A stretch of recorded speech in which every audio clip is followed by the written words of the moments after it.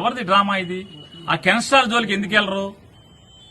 ఇవాళ ఇది ఇంకా ఈ స్టెల్లా అనేది నేను ఎవరినో నాకు కాకినాడకు సంబంధించినటువంటి మీ 2 పేపర్లు 10 ఛానల్స్ ఉన్నాయి కదా, దాంట్లో 2-3 ఛానల్స్ విలేకరులతో మాట్లాడాను. ఈ 2 పేపర్లో ఒక పేపర్ ఆయనతో మాట్లాడాను. ఏంటి బాబు ఏం జరుగుతుంది షూటింగ్ అసలు ఏంటి ఇదంతా అని చెప్పని సాక్షితో మాట్లాడాల, సాక్షి విలేకరుతో మాట్లాడాల.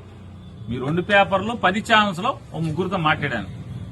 మాట్లాడితే వాళ్ళు చెప్పేది ఏంటంటే, సార్ ఇదంతా పెద్ద డ్రామా, ఇది ఈ స్టెల్లాలో పవన్ కళ్యాణ్ గారు సీజ్ ద షిప్ అన్నాడు కదా స్టెల్లాలో, ఆ స్టెల్లాలో దగ్గర 36 మంది ఎక్స్పోర్టర్స్ కలిసి 35,000 టన్నులు ఎక్స్పోర్ట్ చేయడానికి దాన్ని తెచ్చుకున్నారు. 36 మంది ఎక్స్పోర్టర్స్ 35,000 టన్నుల్ని ఎక్స్పోర్ట్ చేయడానికి తెచ్చుకున్నారు. మనిషికి 1000 టన్నులు రమారమ్మి 1000, 1500, 500 టన్నులు ఒక్కొక్కడికి ఒక మాక్సిమం 400-500 టన్నుల నుంచి ఉన్నారు ఒక్కొక్కళ్ళు.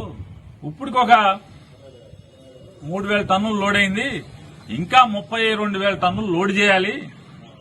కానీ కెన్స్టార్ అని ఉంది అసలు సినిమా. అక్కడ ఒకే వ్యక్తి, ఒకే ఎక్స్పోర్టర్ 42,000 టన్నులు బియ్యాన్ని ఎక్స్పోర్ట్ చేస్తున్నాడు. ఈ 2 అక్కడ లంగరేసి ఉన్నాయి, 2 లోడ్ అవుతున్నాయి. ఆ కెన్స్టార్ కి మాత్రం వెళ్ళరు. ఈయన కెన్స్టార్ కి ఎందుకు వెళ్ళరంటే, ఆయన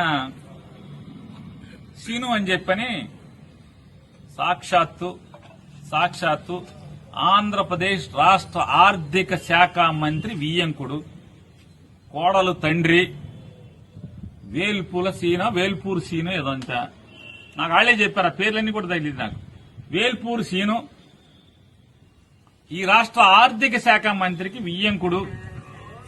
అతను ఒక్కడే 42,000 టన్నులు ఒకే షిప్ మొత్తం ఇది 35,000, 36 మంది 35,000 టన్నులు 36 మంది లోడ్ చేసి బయటకు ఎక్స్పోర్ట్ చేస్తున్నారు.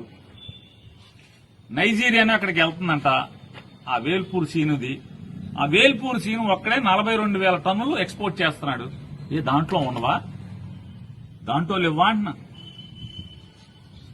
దాంట్లో దొంగ బియ్యం లేవా?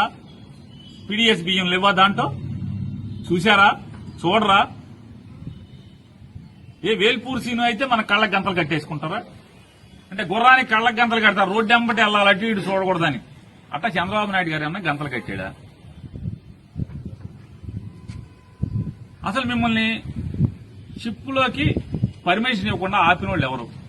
పర్మిషన్ ఇవ్వకుండా ఉన్నది 2, అంటే పర్మిషన్ ఇచ్చేది 2. ఆ 2 మీతో బోట్లో ఉన్నారు.